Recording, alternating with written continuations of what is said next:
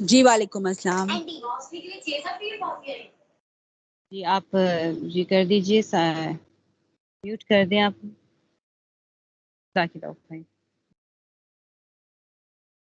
چلیے جی شروع کرتے ہیں. اللہ کا نام لے کر. ہم نے کتنے رکوع کر لیے تھے؟ 3 رکوع ہو گئے تھے اس کے، اور 3 رکوع میں سے ہم نے جی رکوع کی ایک آیت رہتی تھی میرے خیال میں، ہم نے یہاں سے پڑھنا ہے.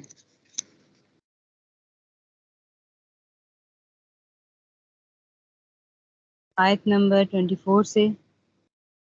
یہیں سے پڑھنا ہے. ذرا بتائیے کہ کون ہے آپ موجود ہیں بھی؟ اہل نعمان. اہل نعمان بتائیے بھئی ہم کہاں پڑھ رہے ہیں، کہاں سے پڑھنا ہے آپ کو یاد ہے چھٹیوں کے بعد؟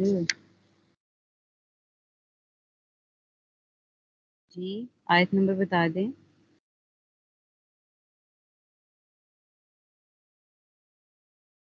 دیکھوں آپ کا بھی حافظہ کتنا کام کرتا ہے، مجھے تو اتنا ہی ہے، ذہن سے مطالعہ ہے میرا. بتائیے.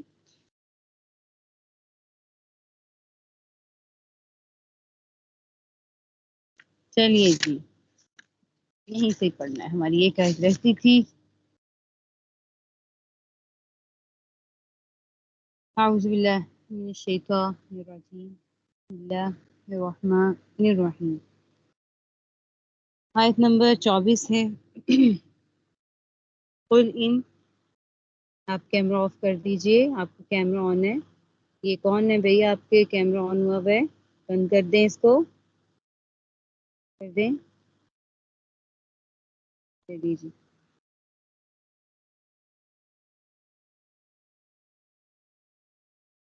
جی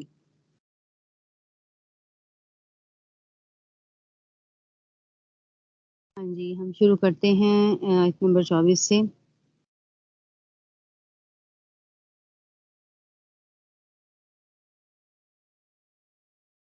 قل إن كان آباؤكم وأبناؤكم وإخوانكم وأزواجكم وعشيرتكم أموال اقترفتموها وتجارة تخشون كسادها ومساكن ترضونها أحب إليكم من الله ورسوله وجهاد في سبيله فتربصوا حتى يأتي الله بأمره والله لا يهدي القوم الفاسقين.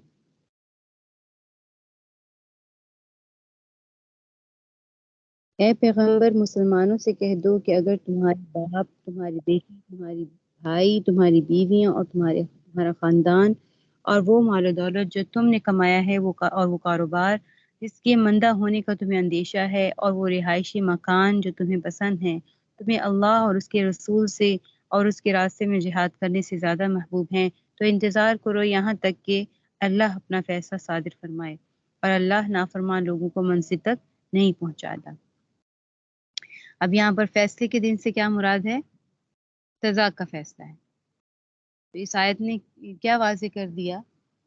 کہ ماں باپ، بھائی بہن، بچے، مال و دولت، گھر جائیداد، تجارت، کاروبار، ہر چیز ہے، وہ ہر چیز اللہ کی نعمت ہے، لیکن یہ اسی وقت ہے جب وہ اللہ تعالیٰ کے احکام بجا لانے میں رکاوٹ نہ بنے، اور اگر رکاوٹ بن جائے تو یہی چیز انسان کے لیے وبال بن جاتی ہے، عذاب بن جاتی ہے. یہ پڑھ چکے تھے والی آیت، رکوع تک تو ہم نے کر لیا تھا. ٹھیک ہے، آگے کیا ہے؟ احب الیکم. اچھا ایک چیز کی اس میں تشریح رہ گئی تھی، مجھے اس لیے بھی یاد آ رہا ہے کہ اللہ کی محبت سے بڑھ کر نہ ہو. ترضون احب الیکم، وہ اللہ کی محبت سے، اللہ کے رسول کی محبت سے زیادہ تمہیں محبوب نہ ہو. یہاں پر یہ چیز ذکر کی جا رہی ہے. ٹھیک ہے، حتی یأتی اللہ امر، یہ 2 چیزوں کی ابھی تفسیر ہونا باقی ہے، اس کو دیکھ لیجئے. حتی یأتی اللہ بامرہ، ٹھیک ہے، اس کی، اور احب الیکم. اچھا احب الیکم محبوب کس کو کہتے ہیں؟ ایک محبت کی تعریف ہوتی ہے ہمارے نزدیک بھی ہے نا، ایک محبت کس کو کہتے ہیں اور اصل محبت کس کو کہتے ہیں؟ ایک ہوتا ہے نا کہ عشق مجازی ہے اور عشق حقیقی ہے، اللہ تعالیٰ کی ذات سے عشق اور ایک انسان سے عشق. تو اس میں فرق ہوتا ہے۔ اور اللہ تعالیٰ کی محبت کیا ہے، یہاں پر کیسی محبت کا ذکر کیا جا رہا ہے، محبت کا تقاضا کیا ہے؟ تو سچا ایمان جو ہے وہ اس کے بغیر مکمل ہی نہیں ہو سکتا کہ اللہ اور اللہ کے رسول کی محبت ساری دنیا، خود اپنی جان، اس سے زیادہ محبوب۔ تو یہ دیکھیں، یہ ایسا محبت کا درجہ، اپنی جان سے بھی بڑھ کر وہ نہ ہو، ایسی کوئی محبت ہے دنیا میں مل سکتی؟ نہیں۔ یہ اللہ اور اللہ کے رسول سے محبت کا تقاضا ہے۔ پھر ایک حدیث شریف ہے نا، حضرت انس رضی اللہ عنہ سے روایت ہے کہ رسول صلی اللہ علیہ وسلم نے ارشاد فرمایا کہ کوئی آدمی اس وقت تک مومن نہیں ہو سکتا جب تک میں اس کے نزدیک اس کے باپ اور اولاد اور دنیا کے تمام لوگوں سے زیادہ محبوب نہ ہو جاؤں۔ ٹھیک ہے، پھر ایک اور حدیث شریف میں فرمایا، ابو داؤد کی حدیث شریف ہے، رسول اللہ صلی اللہ علیہ وآلہ وسلم نے ارشاد فرمایا کہ جس نے کسی سے دوستی کی تو اللہ کے لیے کی، اور دشمنی کی تو وہ بھی اللہ کے لیے کی،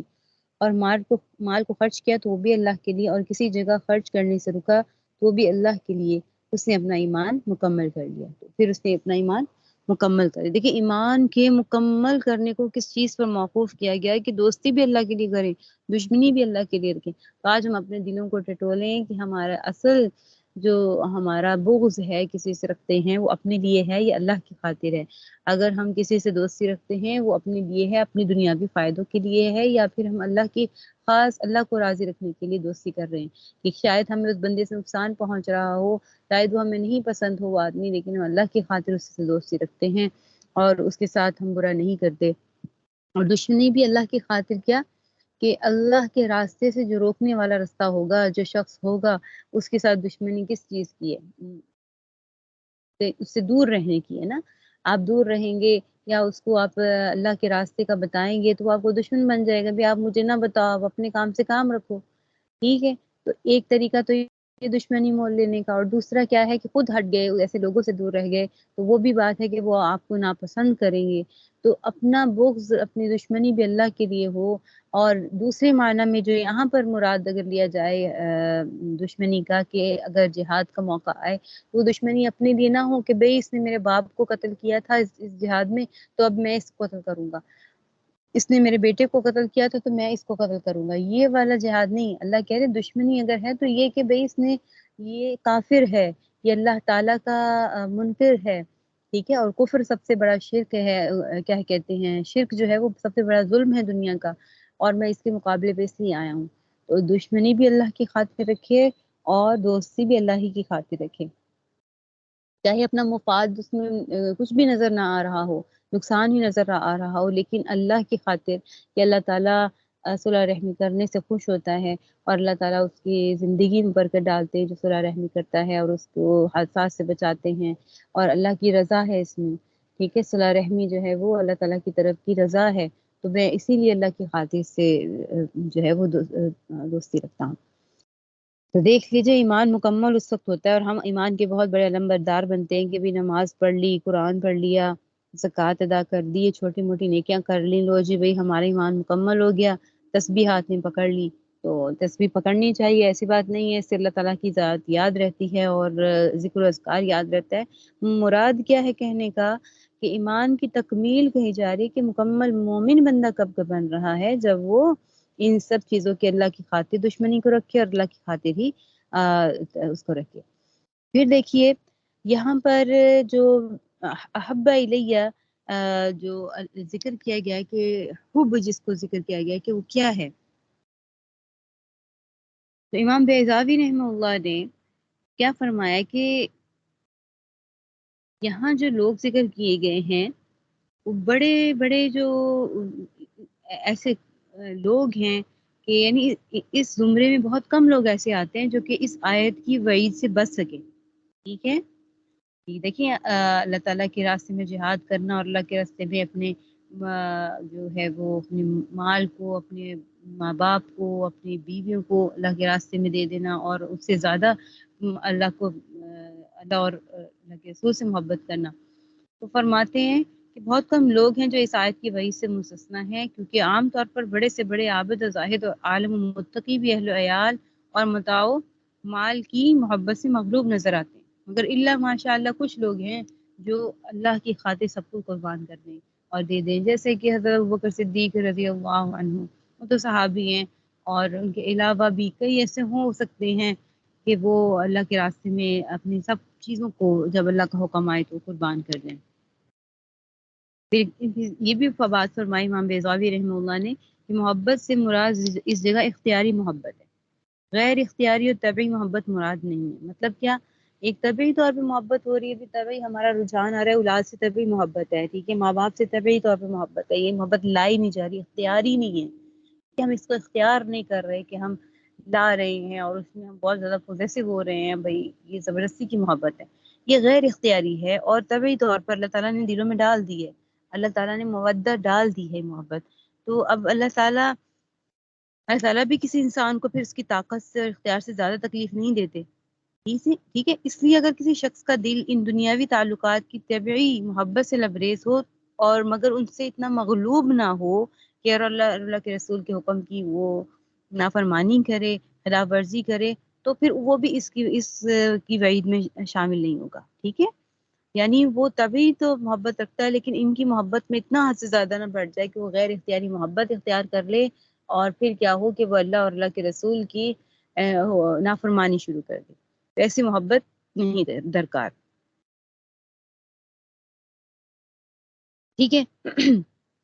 تو اس میں اب یہاں پر یہی فرما رہے ہیں وہ کہ اس میں محبت کا اعلیٰ مقام تو یہی ہے کہ محبت طبیعت پر بھی غالب آ جائے، اصل محبت یہ ہے کہ طبیعت ہی شریعت بن جائے، ٹھیک ہے، یہ علماء کرام فرماتے ہیں کہ اصل انسان جو مومن اس وقت بنتا ہے کہ طبیعت شریعت بن جائے، تو جب طبیعت کے اندر ہی محبت غالب آ جائے تو اس سے اچھی محبت کیا ہوگی؟ یعنی طبعی محبت جس طریقے سے کی جاتی ہے اور ہمیں طبعی طور پر محبت ہے، دل کھنچتا ہے اور احساس اپنی اولاد سے ہے اور اپنے والدین سے ہے، طبعی طور پر ہے، تو ہم جو اختیاری محبت اللہ کے لیے لے کر آنی ہے کہ اللہ کے راستے میں جان دینی، اپنے بچے دینے، اپنے مال و دولت کو جو موقع آئے تو اللہ تعالیٰ کی خاطر دے دینا ہے، پیارے نبی صلی اللہ علیہ وسلم کی خاطر ہم نے اپنی ان چیزوں کو قربان کر دینا ہے، مال و دولت کو، تو یہ اختیاری بھی ایسے بن جائے جیسے طبعی طور پہ محبت ہے، یعنی اس طریقے کی محبت کا درجہ پایا جائے، ٹھیک ہے، اور پھر محبت کے محبوب جب کے حکم کی تعمیل کی لذت پھر ایسی ہوگی کہ وہ ہر تلخی اور ہر تکلیف کو پھر وہ دور کر دے گی جب ہماری طبعی طور پہ محبت کا تقاضا ہو جائے گا، ٹھیک ہو گیا۔ تو یہاں پر یہ ذکر کیا جا رہا تھا، تو یہاں پر ہے حتیٰ یأتی اللہ بامری، یہاں پر یہ بات ہو رہی ہے کہ یہاں انتظار کرو کہ یہاں تک کہ اللہ کا اپنا حکم بھیج دے، اللہ یہاں پر اپنا حکم بھیج دے، تو اس کا معنی کیا لیا گیا ہے کہ تفسیر مجاہد رحمہ اللہ، امام تفسیر مجاہد رحمہ اللہ نے فرمایا کہ یہاں مراد بِأَمْرِهِ حتیٰ یأتی اللہ بِأَمْرِهِ سے مراد ہے جہاد و قتال اور فتح مکہ کا حکم ہے کہ اللہ تعالیٰ اپنا امر لیا ہے یہاں تک کہ اللہ اپنا حکم پہنچا دے، یہ عنقریب جو ہے وہ زمانہ آنے والا ہے جبکہ مکہ فتح ہوگا اور جو نافرمانی کرنے والے ہیں وہ ذلیل و خوار ہوں گے، ٹھیک ہے، جبکہ حسن بصری رحمہ اللہ نے فرمایا کہ اس جگہ حکم سے مراد کیا ہے؟ حکم عذاب الہی ہے، ٹھیک ہے، کہ یعنی جو دنیاوی تعلقات پر اخروی آخرت کے فوائد کو جو لوگ قربان نہیں کرتے، قربان نہ کر کے انہوں نے ہجرت نہیں کی اللہ کے راستے پر، نہیں، یعنی ہجرت جب فرض تھی، آپ کو پتہ ہے نا کہ ابتدائی دور میں مکہ سے مدینے کی طرف ہجرت کرنا فرض تھا، یعنی جس طریقے سے نماز فرض ہے، جس طریقے سے حج فرض ہے، اسی طریقے سے ہجرت کرنا بھی فرض تھا، لیکن وہ فتح مکہ کے بعد یہ فرض ہجرت کرنا وہ ختم ہو گیا، لیکن آج بھی اس کی ایک صورت باقی ہے ہجرت فرض کی، وہ کیا صورت ہے کہ جب ایسا موقع آ جائے کہ کسی کافر ملک میں یا پھر کسی بھی جگہ پر کسی کو اپنے دین پر عمل کرنا اور اس کو ظاہری طور پر وہ عمل میں نہیں لا رہا، یعنی نماز پڑھنا اور زکوٰۃ دینا اور کیا کہتے ہیں روزہ رکھنا، یعنی عملی طور پر اس کو اسلام پر عمل کرنے میں دقتیں پیش آ رہی ہوں، تو پھر اس کو بھی وہاں سے ہجرت کرنا لازم ہے، اس کے لیے لازم ہے کہ اس کے لیے ممکن ہو تو پھر اس کو لازم ہے کہ وہ وہاں سے نکل جائے، ٹھیک ہو گیا۔ تو یہاں پر یہ ذکر کیا جا رہا ہے کہ ہجرت کا حکم دیا جا رہا ہے کہ بھئی ہجرت جنہوں نے نہیں کی ان کے لیے پھر اللہ تعالیٰ کا حکم آنے والا ہے، کہ وہ دنیا میں بھی ان پہ عذاب آئے گا اور وہ آخرت میں۔ دنیا میں عذاب یہ آیا کہ پھر مکہ فتح ہو گیا، اور پھر تو ان کو پھر اس چیز کا عذاب دیا گیا اور ان کو جیل کاٹنی پڑی اور مسلمانوں کے غلام بننا پڑا۔ اچھا جی، آگے دیکھیے اگلی آیت ہے آیت نمبر 25۔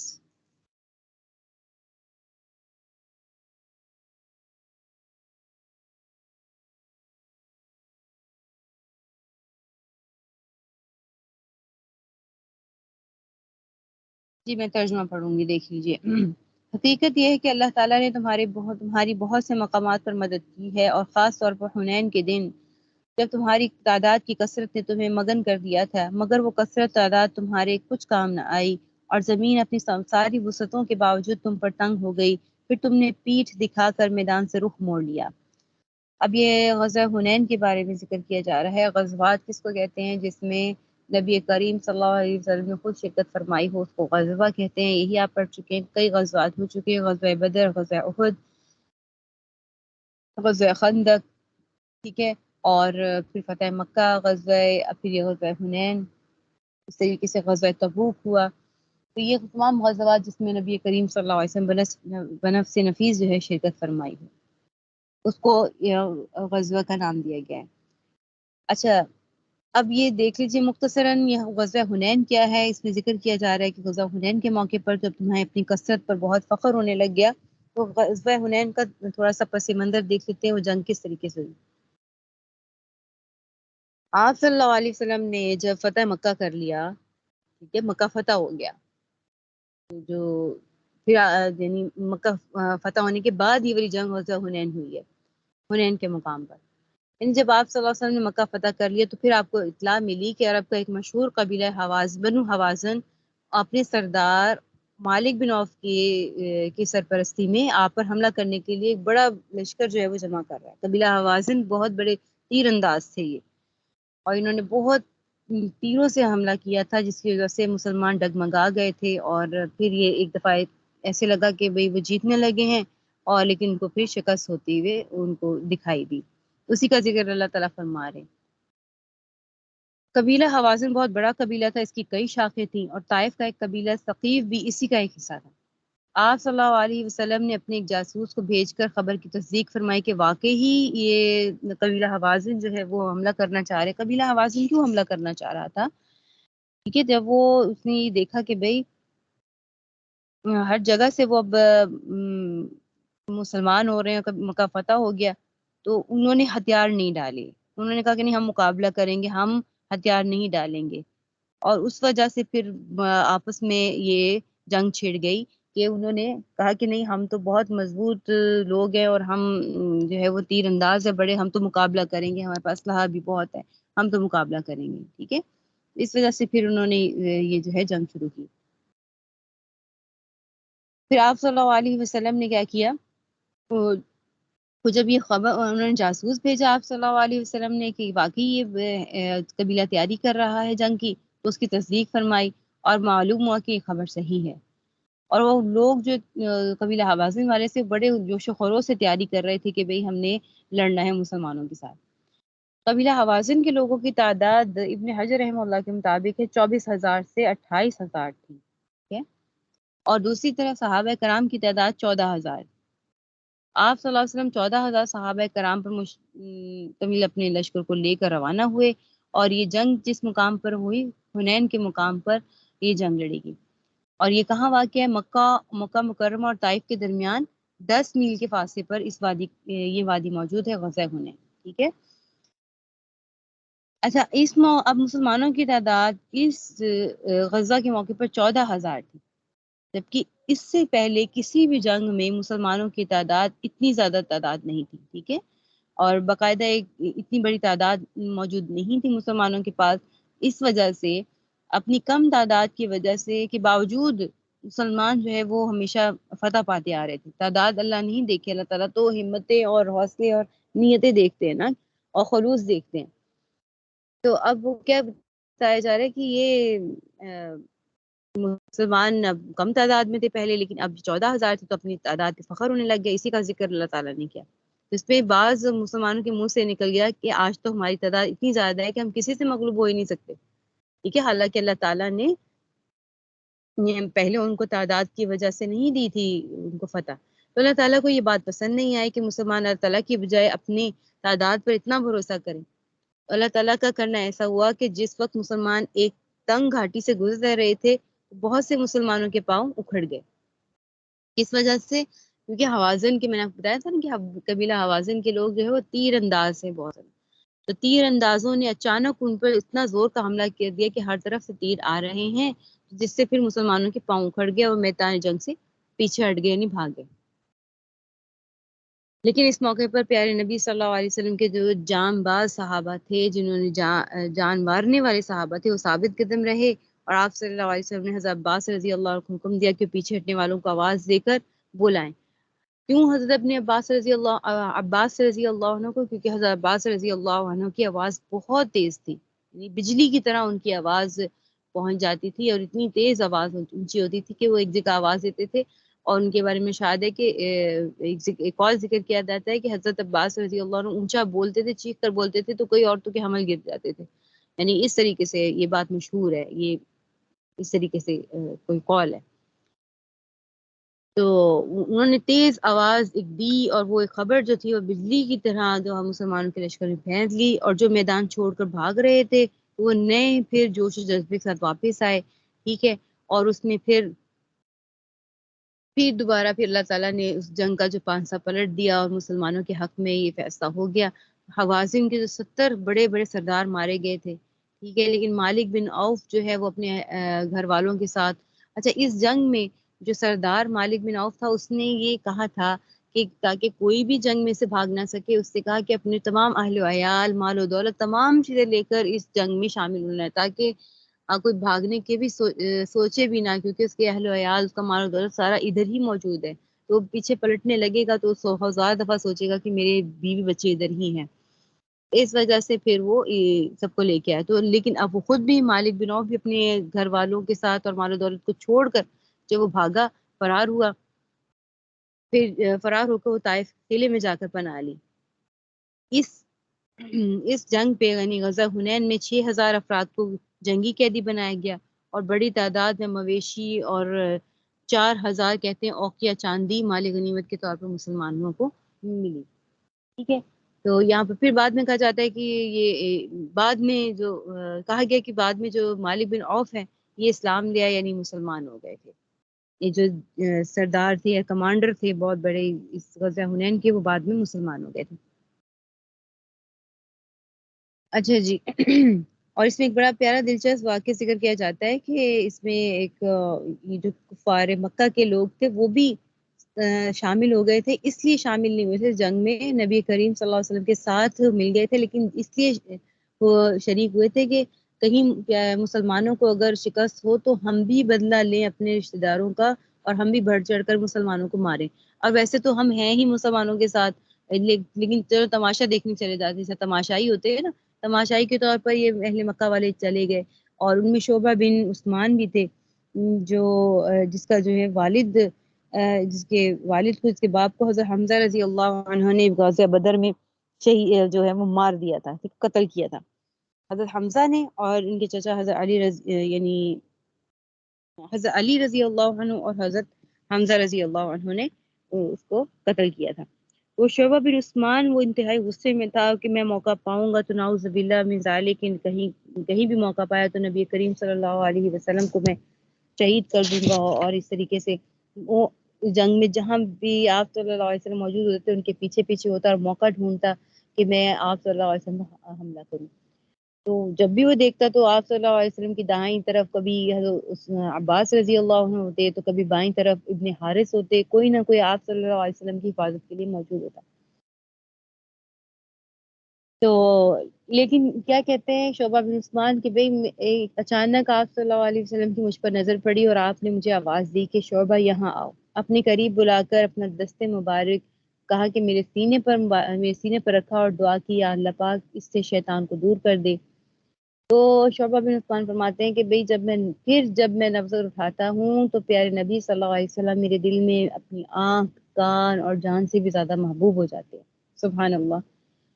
تو آپ صلی اللہ علیہ وسلم نے پھر مجھے حکم دیا کہ جاؤ کفار کا مقابلہ کرو۔ کیا فرماتے ہیں کہ اب تو میرا یہ حال تھا، یہ محبت دیکھے نا، یہ کیا محبت ہے جو اللہ تعالیٰ اپنے پیارے نبی صلی اللہ علیہ وسلم کی دل میں ڈالے۔ کافر 2 منٹ پہلے وہ قتل کرنے کے در پہ تھا، نعوذ باللہ، اور 2 منٹ بعد کیا ایسی محبت ڈال دی پہ اللہ تعالیٰ نے پیارے نبی صلی اللہ علیہ وسلم کی، کہ وہ اب کیا کہہ رہے ہیں کہ میں اپنی جان آپ پر قربان کر رہا تھا، اور ایسا بے جگری ہو کر میں نے جو ہے مقابلہ کیا کہ آپ صلی اللہ علیہ وسلم کے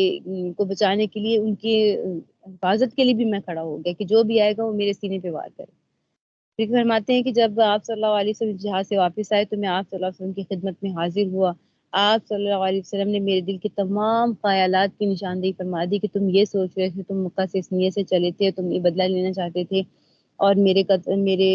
گرد میرے قتل کے لیے گھوم رہے تھے، تو اللہ تعالیٰ کا ارادہ تم سے نیک کام لینے کا تھا، تو لیکن تم جس ارادے سے نکلے تھے وہ تمہارا ارادہ نہیں پورا ہوا۔ اللہ تعالیٰ نے تمہیں مسلمان کرنا تھا، اللہ نے تمہیں اسلام کی دولت دینی تھی۔ تو یہاں سے یہ بھی بات دیکھیے کہ جسے اللہ تعالیٰ رستے پہ لانا چاہے اس سے کوئی بھی دور نہیں کر سکتا، ٹھیک ہے، جسے اللہ ہدایت دینا چاہے۔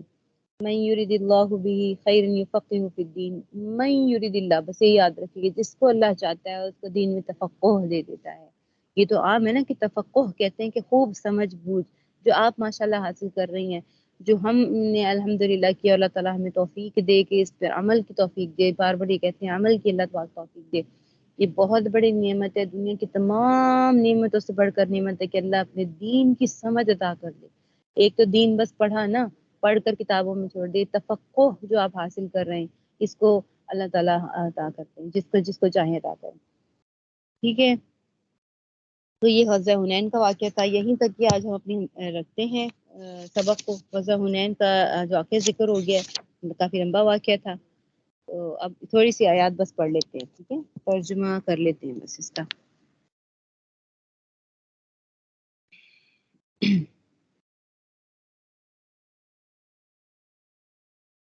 یہ آیت نمبر 26 ہے۔ پھر اللہ نے اپنے رسول پر اور مومنوں پر اپنی طرف سے تسکین نازل کی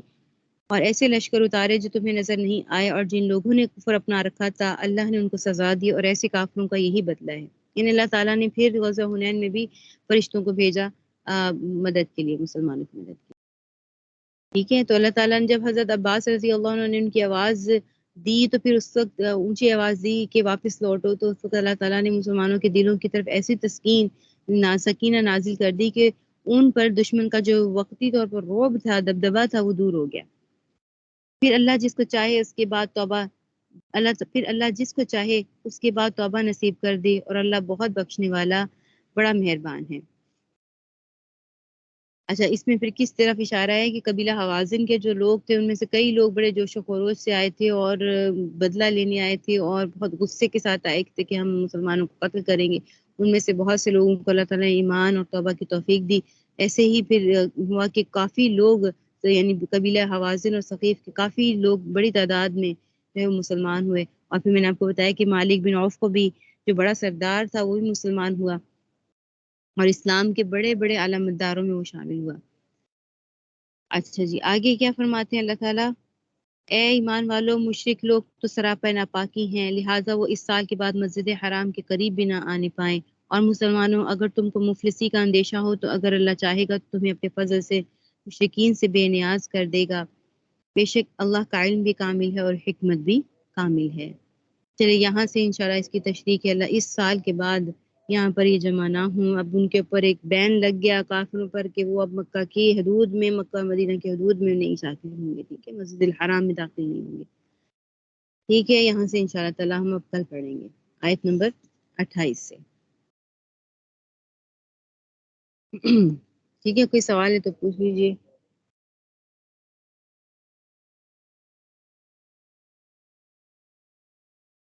جی، کوئی سوال نہیں ہے؟